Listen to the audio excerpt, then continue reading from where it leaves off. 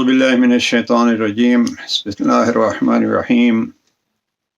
الحمد للہ رب العالمین بارئ الخلائق اجمعین والصلاة والسلام علی سید الانبیاء والمرسلین وعلی آلہ الطیبین الطاہرین المعصومین اما بعد۔ اللہ سبحانہ وتعالیٰ کا انسان شکریہ ادا کرنا چاہے تو سوچتا ہے اور سوچنا چاہیے کہ میں اس کی کس کس نعمت کا شکریہ ادا کروں، اور یہ اللہ سبحانہ وتعالیٰ نے واضح فرمایا ہے کہ اگر آپ میری نعمتوں کو گننا چاہیں تو آپ ان کو گن نہیں سکتے۔ لہذا انسان اگر یہ سوچے کہ مجھے اس کریم کا شکر ادا کرنا ہے، کس نعمت پہ شکر ادا کرنا ہے، سوچ میں پڑ جائے تو یہ خود سوچ ایک شکریہ کا ذریعہ ہے۔ اس لیے کہ جب کوئی انسان یہ احساس کرے گا کہ میں اس کی نعمتوں کو گن نہیں سکتا، شمار نہیں کر سکتا، تو خود یہ اس کے بے بہا نعمات کا شکرانہ ہو جائے گا۔ اللہ سبحانہ وتعالیٰ کی نعمتوں میں سے ایک نعمت ہے حیات، نعمت ہے زندگی۔ یہ زندگی اس کی عطا ہے اور کسی کو نہیں معلوم کہ کب وہ اس عطا کو ہم سے پلٹا لے، لہذا اس زندگی کو نعمت سمجھ کے گزارنا چاہیے۔ نہج البلاغہ میں جناب امیر المومنین علیہ السلام نے بہت خوبصورت ایک ارشاد فرمایا ہے، فرماتے ہیں کہ کم از کم نعمت کا شکرانہ یہ ہے کہ اس کی دی ہوئی نعمات کو اس کی معصیت و مخالفت میں مت استعمال کریں۔ آئیے آج کے سیشن میں ہم یہ اپنے ذہن کو سمجھا لیں اور اس بات کو دہرا لیں بار بار کہ زندگی، یہ حیات اللہ کی دی ہوئی نعمات میں سے ایک نعمت ہے۔ یہ یقین ہو جائے انسان کو کہ یہ نعمت ہے تو پہلا کام یہ کیا کرے گا، یہ کرے گا کہ وہ اس نعمت کو معصیت پروردگار میں نہیں گزارے گا، بلکہ جو یہ سمجھتے ہیں کہ اللہ نے یہ نعمت ہمیں دی ہے تو وہ زندگی گزارنے کا ان کا طریقہ اور سلیقہ ہی اور ہوتا ہے۔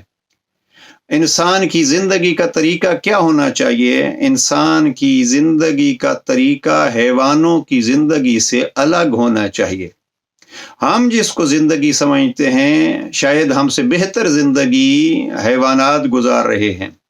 ہم سمجھتے ہیں کہ زندگی یہ ہے کہ ہمارے اچھے مکانات ہوں، اچھی غذا ہوں۔ آپ دیکھیے بعض مثالوں کا وقت نہیں ہے، مثلا جو حیوانات جنگل میں رہتے ہیں وہ بھی دوسرے حیوانات کا شکار کر کے بہت سارے انسانوں سے بہتر غذا حاصل کر لیتے ہیں۔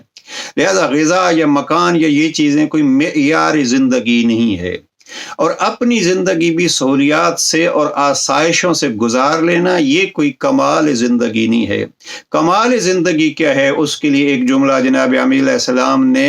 نہج البلاغہ کے خطبہ نمبر 185 میں ارشاد فرمایا ہے، اور وہ یہ ہے کہ انما مثلی بینکم مثل السراج فی الظلمہ، تمہارے درمیان میری مثال ایسی ہے جیسے اندھیرے میں چراغ۔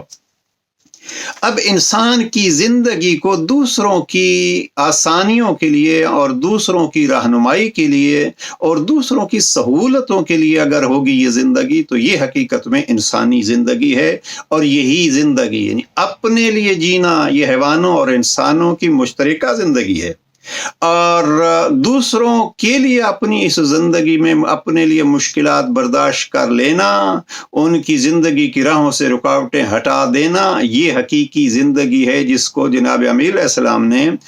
اس لفظ سے واضح فرمایا کہ میں دوسروں کے لیے چراغ ہوں، شمع ہوں۔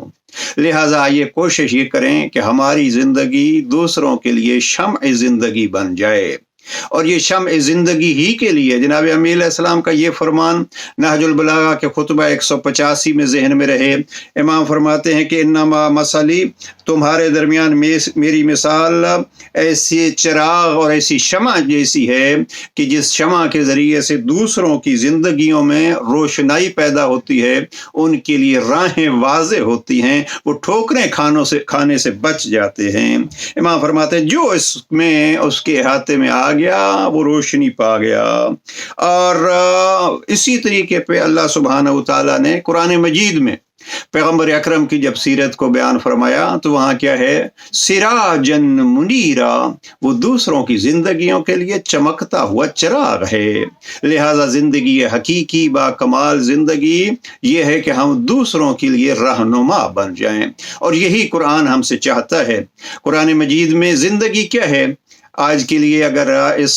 فرمان جناب امیر المومنین کے ساتھ ایک اور آیت مجیدہ آپ کے خدمت میں عرض کر دوں اور اس کو ہم اپنی زندگیوں کا پیش خیمہ بنائیں۔ سورہ انعام کی آیت نمبر